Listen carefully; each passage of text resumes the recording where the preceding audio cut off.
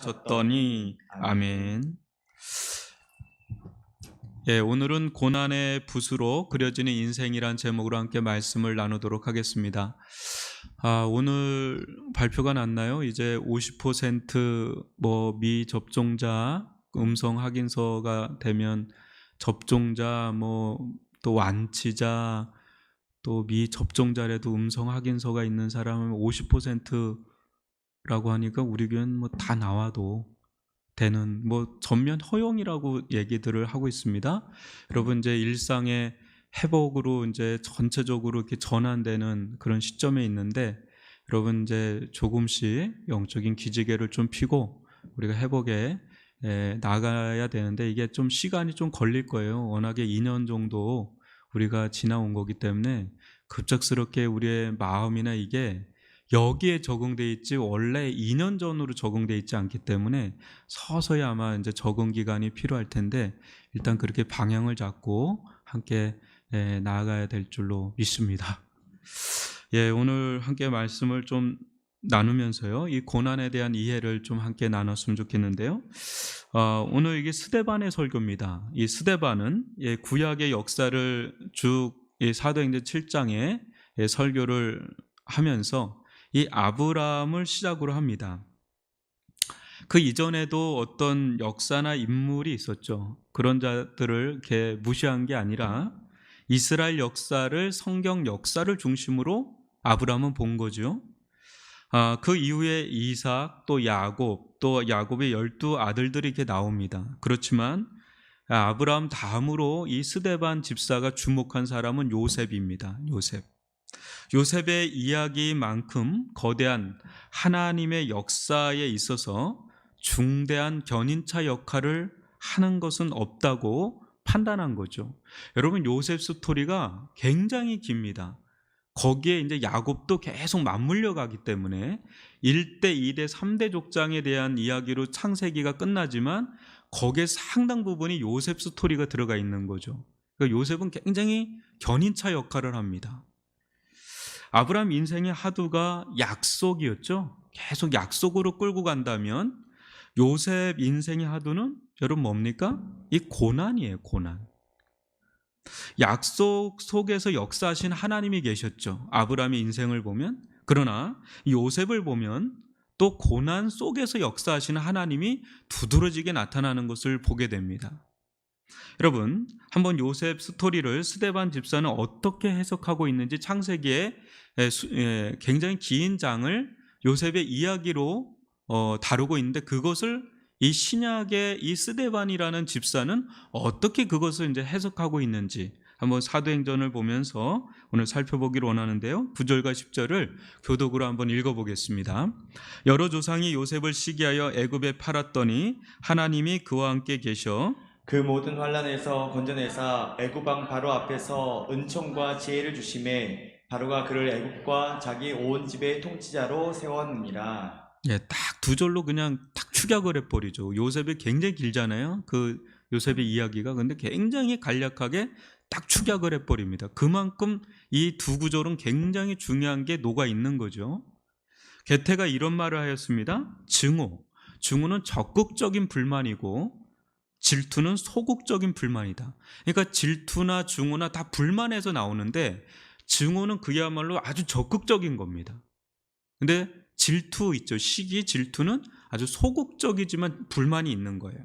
따라서 질투가 금방 증오로 바뀌더라도 이상할 것이 없다. 이게 교환돼도 이상할 것이 없다는 거죠. 질투에서 시작해서 증오로 간다는 거예요. 시기심으로부터 자유로운 사람은 없죠. 우리들도 늘 시기하기도 하고 시기는 받는지 모르겠는데 시기는 좀 잘하죠. 근데 요셉을 향한 형들의 시기는 증오심을 이제 넘어서는 단계를 우리가 보게 됩니다. 여러분 9절 다시 한번 보면 여러 조상이 요셉을 시기하여 애굽에 팔았더니 이게 이제 시기가 뭘로 들어가는 거예요? 이제 증오로 넘어서는 거죠. 그리고 그것이 증오에서 뭘로까지 넘어서요? 살인, 감정으로 넘어서죠. 여러분 살인 감정이 뭡니까? 살인 감정. 미움이 극대화된 게 이제 살인 감정이죠. 살인, 미움, 이게 또 같이 같은 성질이 있는데 그 본질이 뭐냐면 저 사람이 이 땅 가운데 그 존재가 없었으면 좋겠다라는 마음이 미움과 살인의 감정이에요. 아, 그 존재가 이 세상 가운데 없으면 얼마나 좋을까? 그런 거예요. 이 세상에서 그 존재가 소멸되기를 간절히 바라는 악감정이 바로 살인감정이라는 거죠. 지금 이 요셉의 형들은 시기에서 증오에서 이런 살인감정으로까지 더 가는 것을 우리가 보게 되죠. 여러분, 만약 누군가 나를 죽이려 든다면, 우리는 그런 경험을 거의 해본 분들은 없을 거예요. 근데 누가 나를 진짜로 죽이려고 든다면, 나란 존재가 이 세상에서 사라져 없어지기를 간절히 바라는 누군가가 있다면, 그것도 가장 가까운 사이에서 그런 사람이 있다면 여러분 어떨까요? 한번 상상을 해보면 이 세상에서, 제가 생각할 때는 이 세상에서 받을 수 있는 최고의 상처예요. 그게. 그거보다 심한 상처가 없을 겁니다. 그러니까 죽는 것보다 더 큰 상처예요. 그게. 이 상처는요, 웬만해서는 이게 지워지지 않는 상처예요. 아주 뼛속까지 새겨질 상처란 말이죠. 증오는 또 다른 증오를 부른다고 하죠. 아마 이런 가운데서 살아났다면 여러분 제정신이겠어요? 이제 복수의 화신이 될 확률이 높죠. 내가 나를 해하려고 하는 저 인간을 내가 죽이고 말겠다, 없애고 말겠다. 그걸로 뭐 활활 타오르든지 아니면 힘이 너무 미약하면 눌려버리죠. 그리고 무너져 버리죠. 그래서 화병이나 뭐 우울증이나 또 알코올 중독이나 이런 걸로 망가지는 인생이, 나를 망가뜨리든지 나를 헤아리는 그 사람을 망가뜨리든지 이렇게 아주 부정적으로 반응할 공산이 굉장히 크죠. 웬만해서 이건 견뎌내기가 어려운 일입니다. 그런데 이게 자비일까요? 이 목숨은 건집니다, 요셉이. 그리고 이집트 노예로 팔려갑니다. 그의 몸값은 은전 30냥이라고 하죠. 이 값은 공교롭게도 가룟 유다가 예수님을 팔아 넘긴 값에 해당합니다. 은전 30냥. 어느 목사님이 이런 설교하는 걸 들어서 차라리 요셉은 이때 그냥 죽는 게 더 낫을 것이다. 왜냐하면 살아있으니 계속해서 그 상처가 상기가 되고 그 상처가 계속해서 묵상이 되잖아요. 그러면서 자기 속살을 파고 들어오는 거죠. 계속해서 파고들고 그 상처가 깊이 베이는 그런 시기를 계속해서 노예 생활하면서 내가 왜 이 노예로 끌려와서 이런 고생을 하나 하면 그 화근이 있잖아요. 원인 제공을 한 자에 대한 원망, 불평, 증오, 그런 것들이 계속 투사가 되니까 이건 계속해서 악순환이 이루어지니까 차라리 거기서 그냥 구덩이에서 그냥 죽는 게 더 차라리 낫을 거다라는 거죠. 아주 살아있는 것 자체가 더 처절한 고통의 나날을 보낼 수밖에 없는 그런 인생을 산 자가 이 요셉입니다. 상처 없는 인생 없죠. 고난 없는 인생 없죠. 그러나 이 감당해야 될 수준이라는 게 있는데 이 지금 요셉은 한 인간으로서 감당할 수준을 넘어서는 고난을 지금 겪고 있는 겁니다.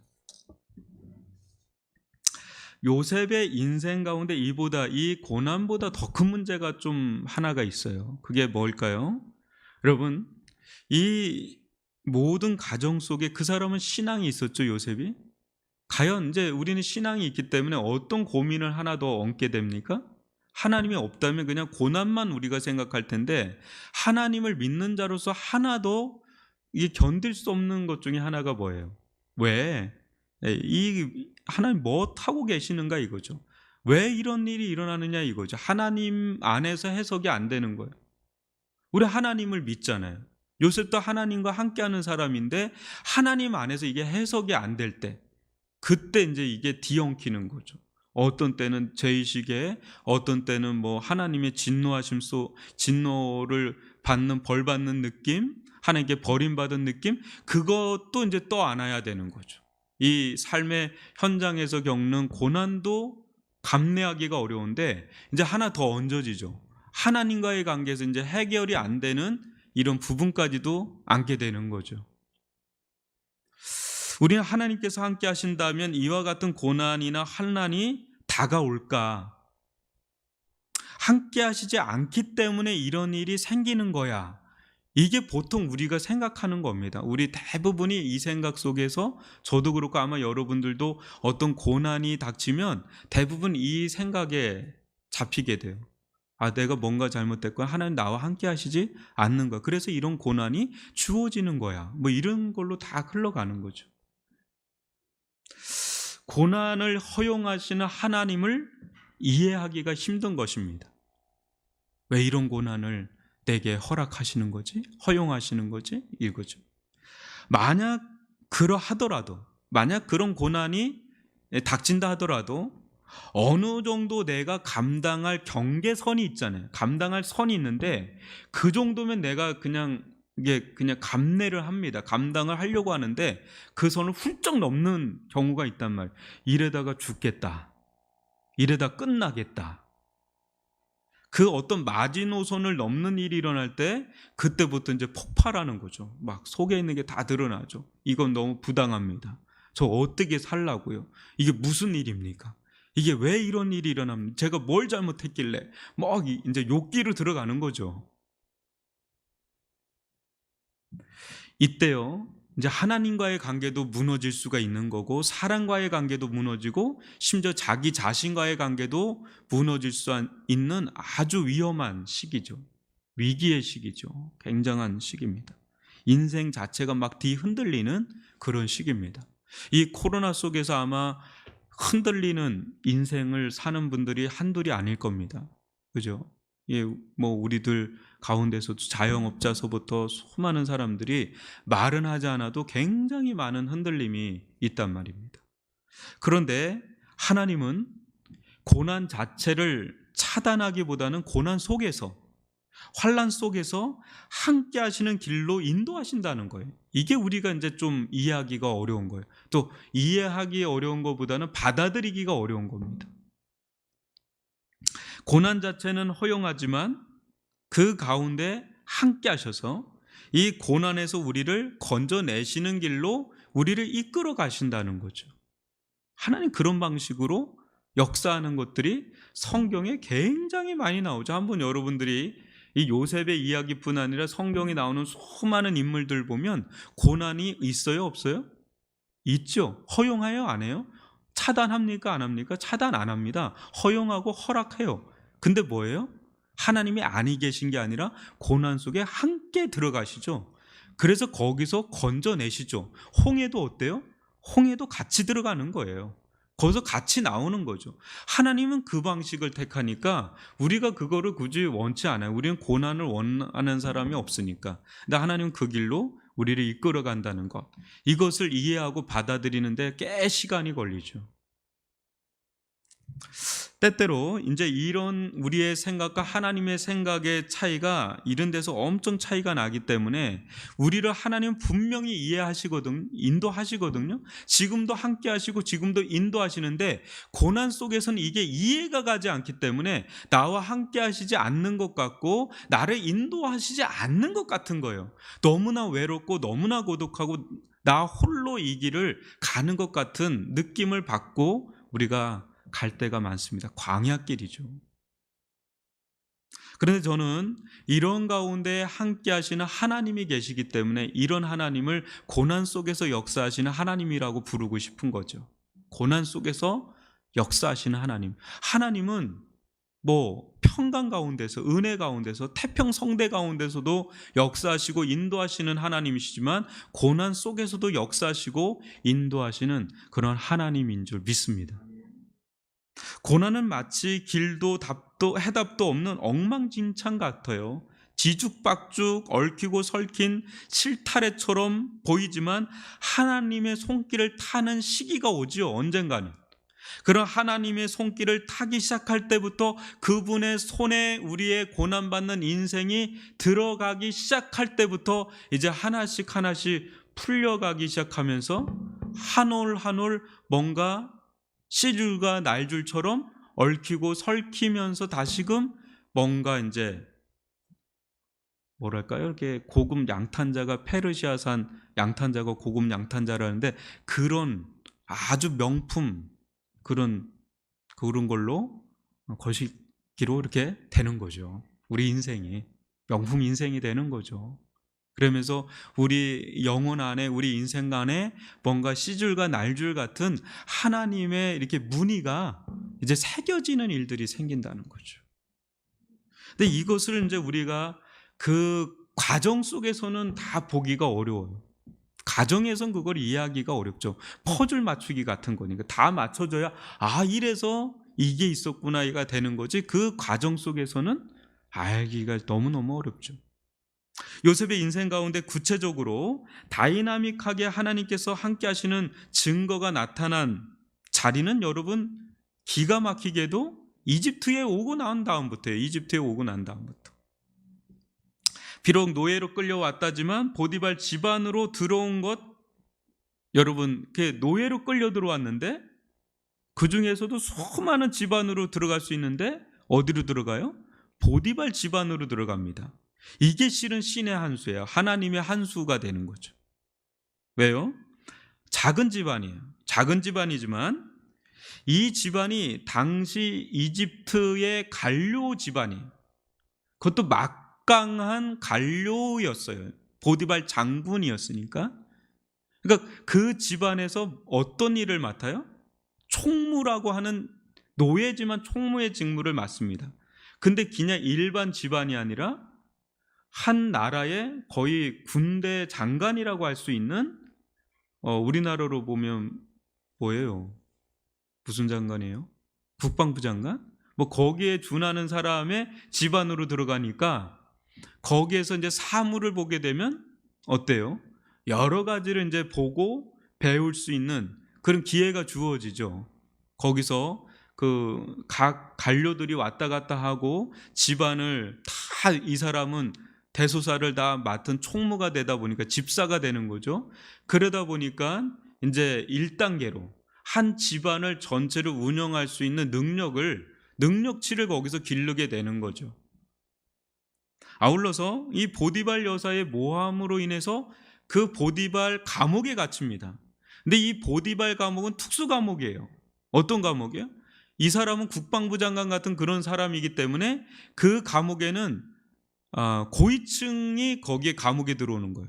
아무나 들어오는 게 아니라 경제사범들, 정치사범들 막 이런 사범들이 들어가죠. 그래서 여러분들이 아는 것처럼 술 맡은 관원장, 떡 굽는 관원장 이 사람들은 왕의 측근들이었단 말이죠.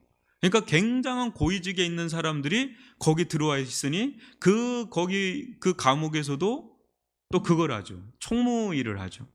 그러면서 뭘 배워요? 그 한 나라를 운영할 수 있는 그 역량을 그 자리에서 배우리라고 누가 생각을 했겠어요? 여러분 고난이 있어요. 우리들 가운데 각자마다 고난의 총량이 있단 말이에요. 고난의 분량이 있어요. 근데 그 자리에서 우리가 대부분 마비가 됩니다. 생각도 마비가 되고 인생 자체가 마비가 돼요. 고난 가운데 뭘 어떻게 할 수 있는 게 없는 게 고난이잖아요. 근데 그때 정신을 좀 차려야 되죠. 차리고 해야 될 건 하나밖에 없을 거예요. 진짜 고난 가운데는 할 수 있는 게 없을 때가 진짜 고난이잖아요. 근데 그때 우리가 정신을 차린다면 할 수 있는 거가 있어요. 그냥 고난을 내가 어떻게 벗어날 길이 없어요. 어떻게 해도 벗어날 길이 없는 게 고난이에요. 그리고 그 기간이 꽤나 오랜 시간이 주어질 수 있어요. 그때 나의 꿈도 꺾이고 나의 기대도 꺾이고 나의 인생의 소망도 대부분 꺾이는 삶을 살 수밖에 없어요. 그런 때는. 근데 그때 그냥 주어진 자리에서 내가 할 수 있는 최선의 일을 성실하게 하는 것. 그게 요셉이 보여주는 태도였어요. 삶의 태도였어요. 엄청나게 이 자리에서 나를 건져달라 막 이런 거 땡깡 쓰고 이러질 않았어요. 원망불평하지 않고 막 화가 막 치밀어 오르고 그런 내색을 별로 안 해요. 그냥 그 자리에서 주어진 자리에서 그냥 최선을 다해서 성실하게 배워요. 그냥. 그게 보디발 노예 자리로 들어가고 감옥에 들어가도 그냥 배우고 그 자리에서 성실하게 행한다면 거기서 뭐가 선한 것이 있겠나 하지만 그게 다 자기도 알지 못하는 인생의 엄청난 레슨을 지금 그 자리에서 하리라고는 누가 생각을 했겠어요. 요셉은 그래서 그 감옥에서 나오면서 총리 자리로 바로 들어가도 한 나라를 운영할 수 있는 사람으로 빚어지라고 하는 것을 요셉이 알았겠냐 말이에요. 그건 하나님만이 아는 스케줄이었던 거죠. 여러분, 예전에 단기 선교로 제가 남아프리카 공화국을 갔는데 여기 있을 때도 만델라 대통령을 좀 알았거든요. 근데 그 나라에 가서 백인을 만나고 흑인을 만나면서 이야기를 해보니까 제가 영어를 하는 건 아니고 거기서 들으면서 제가 느낀 게 국부라고 해요. 국부. 엄청난 흑인과 백인의 갈등이 지금도 엄청난데 그럼에도 불구하고 흑인과 백인 모두에게 리스펙트한 존경을 받는 사람이 이 만델라 대통령이더라고요. 넬슨 만델라 대통령. 대단한 사람이더라고요. 들어보니까. 근데 거기에 케이프타운에 가면 그 어떤 산이 있습니다. 테이블 마운틴. 거기에서 보면 섬이 하나가 보여요. 조만한 섬이 하나 보이는데 거기가 나올 수 없는 섬입니다. 감옥인데 도저히 나올 수 없어요. 너무 이 파도가 너무 세서 거기는 한 번 들어가면 빠져나올 수 없는 빠삐용이 없어요. 거기는 그냥 죽어요. 거기는 그런 감옥에 거기서 40대에 들어가서 70대까지 거기 있습니다. 44세에 들어가서 71세인가? 그때 나옵니다. 거기 30년을 여러분 40대는 인생의 황금기죠. 근데 70대는 거의 이제는 끝나가는 좀 꺾이는 지점이죠. 근데 71세에 와서 흑인과 백인의 그 인종차별 정책을 없애버리고 노벨 평화상을 받고 모든 세계의 유수한 지도자들이 만나서 대화하고 싶은 1순위가 된 사람이에요. 근데 어떻게 그 사람이 그렇게 됐느냐? 이 30년 동안 그 사람은 거기서 뭐했냐? 거기도 똑같아요. 정치사범과 경제사범서부터 최고위층부터 최하위층이 다 들어오는 겁니다. 그때 그 사람이 한 게 딱 두 가지라고 그래요. 그거 할 수 있는 건 두 가지밖에 없어요. 하나는 대화하는 거예요. 그러니까 맨 밑바닥에 있는 사람하고도 대화하고 제일 고위층에 있는 사람하고도 대화하고 그러니까 이 사람은 누구하고도 다 대화할 수 있는 전 세계의 어떤 계층에 있는 사람하고도 다 대화할 수 있는 그 피스메이커가 된 거예요. 그러니까 흑과 백을 연합시키게 되는 그런 초석을 마련한 사람이 되는 그게 그 감옥에서 배운 거예요. 어떤 사람하고도 공감할 수 있고 대화할 수 있는 능력을 거기서 30년간을 한 사람 그 내공을 누가 따라갈 수 있겠어요? 그러니까 이 사람은 대통령감이 된 거죠. 그 밑에 다 아우를 수 있는 사람이 되니까. 또 하나가 팔굽혀펴기하고 턱걸이였다 그래요. 건강관리. 그러니까 그게 이제 70세가 나와서 대통령을 할 수 있었던 그 근간이 됐던 거죠. 그러니까 이게 버릴 게 없는 거예요. 우리 고난 속에서 버려지는 시간 같은 게 이 고난의 시간인데 버릴 게 없는 시간으로 변화되는 시간이 돼버리는 거죠. 여러분, 하나님은 요셉의 인생 가운데요 보다 큰 그림, 이 빅픽처라 그러죠. 그것을 그리고 있었던 거죠. 그것은 뭐냐면 요셉이 아니에요. 요셉을 넘어서서 이스라엘 백성이라는 것을 보고 계셨던 거죠. 여러분 한번 생각해 보세요. 지금 야곱의 일행이 75명입니다. 머물고 있는 땅이 가나안 땅이에요.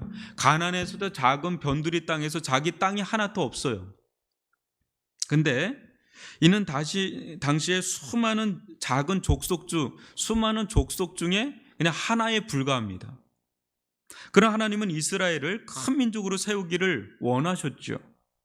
그래서 먼저 요셉을 이집트로 보내서 이스라엘 족속이 지금과는 비교할 수 없는 사이즈의 나라로 규모로 번성해 나갈 수 있는 모판을 요셉을 통해서 마련하기 시작을 합니다.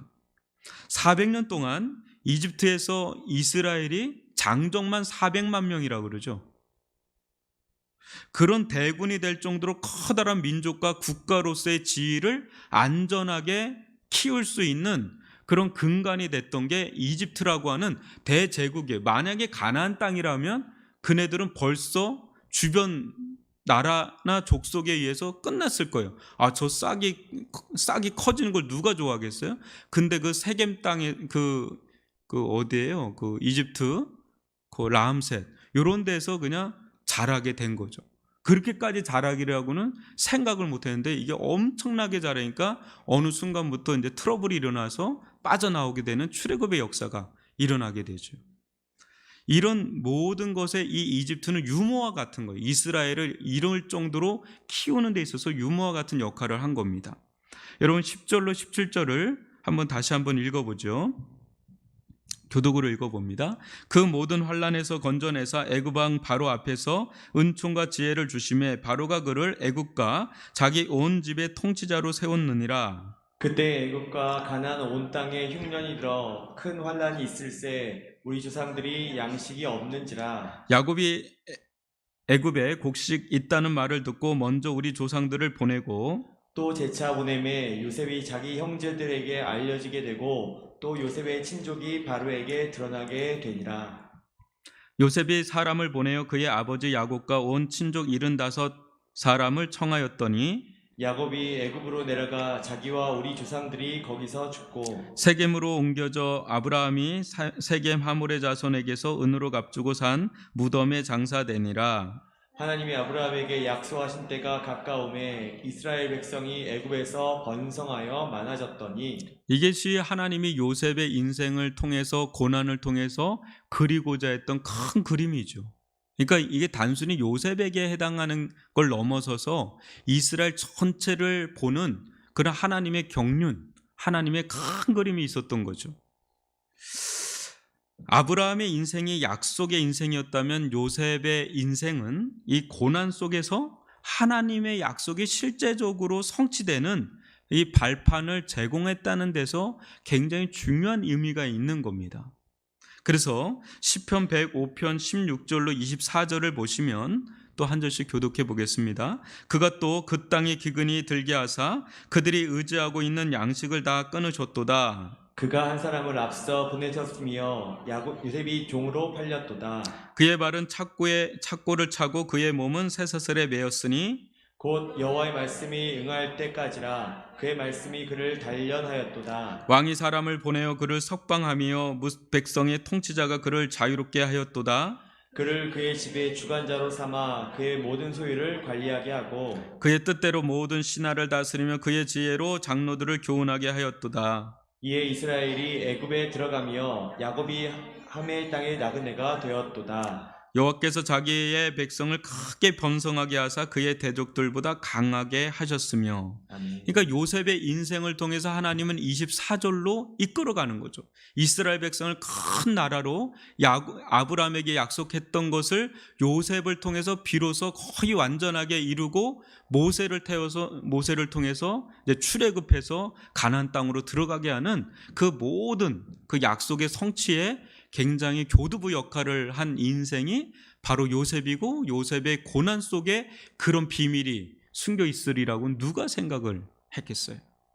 여러분, 고난을 허용하시는 하나님은 어떻게 보면 수동태의 하나님 같아요. 이렇게 보면 힘이 없어요. 그냥 주어지는 게 뭐가 없어요. 그냥 흘러가는 대로 흘러가는데 너무 그냥 흘러가는데 뭔가 하는 게 없어요. 그냥 쭉 흘러가는 것 같아요. 거기에 요셉도 수동태의 인생 같아요. 뭔가 자기가 그걸 바꾸려고 하질 않아요. 그냥 흘러가잖아요. 형들이 그렇게 죽이려고 하면 죽일 구덩이에 빠지고, 형들이 팔면 팔리고, 또 보디발에 가서 열심히 하는데 보디발 여사에게 모함 받으면 모함 받는 대로 가고, 모함 받아서 감옥에 가서 또 하고, 가는데 또 하다 보면 또 올라가고 뭐 이렇게 보면 자기가 뭘 하는 게 아니라 다 수동적으로 흘러가는 인생 같이 보입니다. 그 상황을 모면해 달라는 것들이 거의 없어요. 요셉 가운데. 대신 성실하게 거기에 임하죠. 최선을 다해서 거기 임하죠. 그런데 그 속에서 가장 강력함을 경험하죠. 하나님의 강력한 손길을 경험하죠. 요셉보다 하나님의 그 강력함을 경험한 사람이 드물 정도로. 어떻게 보면 여러분 태극권 보면 이렇게 누가 탁 때리면 그거를 힘을 이용해서 탁 하고 뭐 이런 거 있잖아요. 그런 것 같은 어떤 힘이 밀려오면 그 힘을 이용해서 막 흘러가는 것처럼. 근데 이게 하나님의 힘 속에 저항하지를 않아요. 그냥 거기에 그냥 흘러가는 대로 흘러가면서 따라가는데 그 힘이 강력하죠. 애굽의 총리가 돼서 모든 사람들을 다 품을 수 있는 사람이 되고 그게 발판이 돼서 모판이 돼서 거기서 이스라엘이란 엄청난 민족이 일어나게 되리라고 누가 생각을 했겠습니까? 여러분, 하나님의 수는 단수나 어떤 허수가 아니에요. 하수도 아니고 하나님의 수는 항상 묘수예요. 우리가 생각할 수 없는 수를 가지고 한 수 한 수 우리는 그거를 모르죠. 우리는 모르죠. 근데 하나님은 저 끝까지 보고 이제 수를 놓기 시작을 하죠. 그러니까 그 수가 그때는 우리가 이해가 안 가죠. 근데 끝까지 가보면 그 수가 묘수였다라는 것을 나중에야 우리는 알죠. 우리가 지금도 코로나를 보면 이게 마치 우리로는 이해가 안 가는 일들이 너무 많아요. 답답하죠. 또 왜 이런 일이 일어나서 이렇게 잘 나가던 것이 이렇게 끝났나 하는 것들이 있겠죠. 그러나 이것이 하나님의 어떤 허용하심 속에 있다면 이 속에 하나님의 묘수가 알알이 박혀져 있는 거죠. 내 인생 가운데도. 근데 이게 과정에서는 안 보이는데 지나고 통과하고 나면 기가 막힌 반전이 그 속에서 기다리고 있다는 것을 보게 되죠. 그런 영적인 소화력이 우리들 가운데 있기를 바라고, 요셉은 그런 데 있어서 우리에게 귀한 모델이 돼요. 어떤 태도를 가지고 살아가야 되나. 요셉은 그 속에서도 하나님과 동행합니다. 감옥에서도 동행하고 노예 생활에서도 동행하고 어떤 상황에서도 그냥 동행한, 그게 동행의 가치를 두는 거죠. 고난 속에 내가 어디에 가치를 두느냐가 중요한데 요셉은 그냥 동행이에요. 하나님과 동행. 하나님은 그런 가운데서도 함께 하시는 하나님, 거기에 가치를 두고 가니까 흔들림이 별로 없었던 거죠.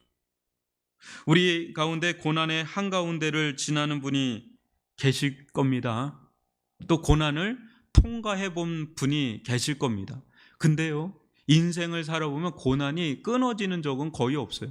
이 고난이 끝나면 된 것 같은데 또 뭐 하나가 오고 또 뭐 하나가 온 것 같으면 또 뭐 하나가 오고, 하나님이 가만히 냅두질 않죠. 끊임없이 우리를 다뤄가시는데, 여러분 우리가 기억할 바는 이겁니다. 고난 자체를 하나님은 차단하시는 분이 아니다. 허용하시는 분이시다. 그런데 하나님은 그 고난 속에서 함께 하시는 분이시고, 그 고난 속에서 함께 하셔서 그걸로 끝내시는 분이 아니라 건져내시는 분이시고, 또 그 고난을 통과하고 나올 때 하나님은 기가 막힌 그런 반전의 은혜를 우리들 가운데 허락하시는 분이시다라는 것을 굳게 믿고, 절대 하나님은 우리를 버리시는 분이 아니시다는, 절대 하나님은 우리를 내동댕이 치는 분이 아니시다는 것을 굳게 믿는 그런 믿음의 사람들이 되기를 원합니다. 여러분, 하나님께서 고난이라는 붓을 가지고 우리 인생을 그리기 시작을 하시죠. 요셉, 고난이라는 붓을 가지고 요셉의 인생을 그려가는데 우리는 원치 않는 붓이에요. 그거 별로 원치 않죠. 근데 그 고난의 붓 속에서 얼마나 우리가 상상할 수 없는, 측량할 수 없는, 헤아릴 수 없는 명작의 어떤 그런 그림이 그려져서, 요셉의 이야기는 끊임없이 두고 오고 오는 세대의 수많은 고난받는 인생들에게 얼마나 많은 위로를 주는 그림인지 모릅니다. 오늘 우리의 인생도 누군가에게는 그런 위로의 인생이 되고, 또 단순히 내 하나에서 끝나는 게 아니라 하나님은 보다 큰 그림을 가지고, 하나님은 내 인생의 역사를, 또 교회의 역사를, 이 시대의 이 코로나의 역사를 하나님은 보다 큰 그림 속에서 하나님 당신의 뜻을 따라서 이끌어 가신다는 것을 우리가 믿는다면, 우리가 바라본다면, 우리가 지금 이 순간 내가 어떻게 행해야 되는지 좀 보이죠. 힘들어도 지금 내가 할 수 있는 그 상황을 거부하려고 하지 말고 그냥 받아들이는 거예요. 수동태죠. 그냥 받아들이고 이 속에서 내가 어떻게 할까? 내가 할 수 있는 역할은 뭘까? 거기에서 최선을 다하고 배우는 거죠. 배울 수 있는 게 있는 거예요. 또 다르게 배울 수 있는 게 있는 거죠. 그걸 배우고 터득하고 쌓이고 내공이 쌓이면 그것이 나중에 밑거름이 돼서 뭔가 다른 일을 주어질 때 그걸 너끈하게 감당할 수 있는 자들로 서게 될 줄 믿습니다. 그런 은혜를 누리는 저와 여러분이 되기를 주님의 이름으로 축원합니다. 우리 들은 말씀